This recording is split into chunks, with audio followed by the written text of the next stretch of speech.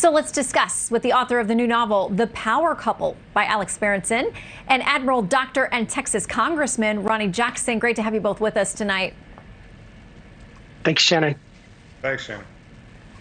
All right, let's start on schools. Today, thedailywire.com has this headline. CDC says it will release official guidance on reopening schools this week.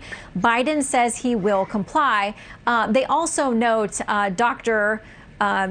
Congressman, I'm not sure which title to go with, sir. They note that the CDC has had guidelines out. It's not like they've been silent on this for the last several months, but we will get another round this week. Where do you think that the president goes in trying to navigate between the teachers' unions and whatever he gets from the CDC? Well, I hope he starts listening to the CDC and listening to the science, because you're right, Shannon. We've had that guidance out for a while. We had that out during the Trump administration, and then the president's own appointed CDC director just recently put out the same information, as well as his chief medical advisor, Dr. Fauci. So it's kind of shameful right now, but President Biden's really being manipulated by the teachers union right now. They own the president to some extent. The relationship between the Democrats and the teachers union is pretty incestuous, and it's all about money. And there's going to be a ton of money in this $1.9 trillion stimulus package that's pushed out that's going to go directly to the teachers union. That's going to get recycled right back to the Democrats, including President Biden. And so they're really in control here, and they're letting him know that they're in control.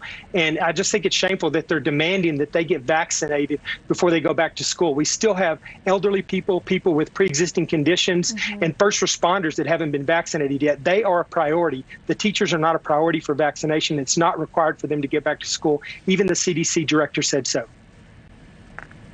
Well, on the topic of vaccinations, Alex, this is something that you dig into and you share data with people all the time. You're very active on social media. And tonight now we're hearing that Facebook is going to do some more editing when it comes to what people can find out about vaccinations. The New York Times says this headline: Facebook says it plans to remove posts with false vaccine claims. So we have questions about, well, who's going to decide what that means?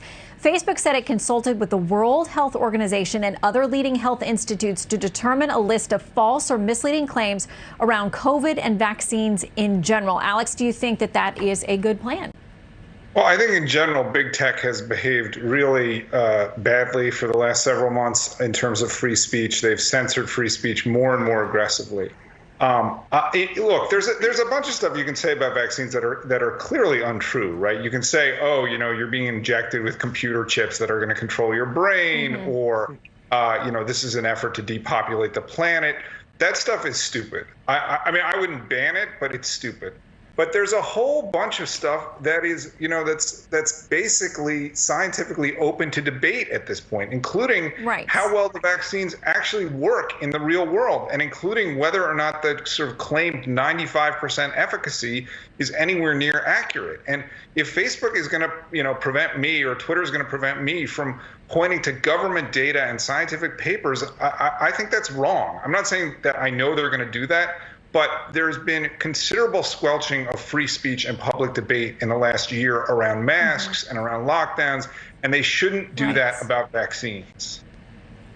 Yeah, because as you said, there are a lot of things that even scientists and doctors don't agree upon. That's why we have debate, and the information is necessary to have an open, transparent debate. Congressman, I want to talk about this because you wear so many hats, and because you are based in Texas. We covered in that last report about the concerns that they have down near the border. Now, one of these comes from a Texas state senator who is a Democrat and is very worried that people are being allowed across the border, processed, and set free into the U.S. with a court date to return, but without ever being tested for COVID.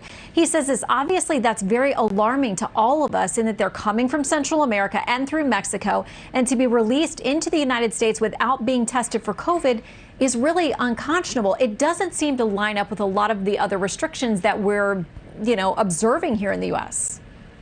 Well, it's absolutely right, Shannon. There's a double standard here for, what fits into the president's social agenda that's being driven by the far left and what doesn't. And we're right.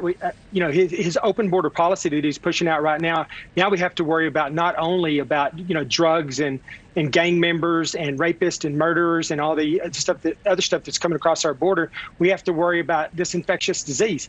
They're not testing anybody that are currently in the United States that they're being required to release right now, and they're encouraging thousands and thousands of people to come to our border right now in large groups that are going to, certainly some of them are going to have COVID. They're going to be released into our communities as well. So this is not a good plan. This is inconsistent with the president's verbiage on for the rest of us and his instruction to the rest of the country.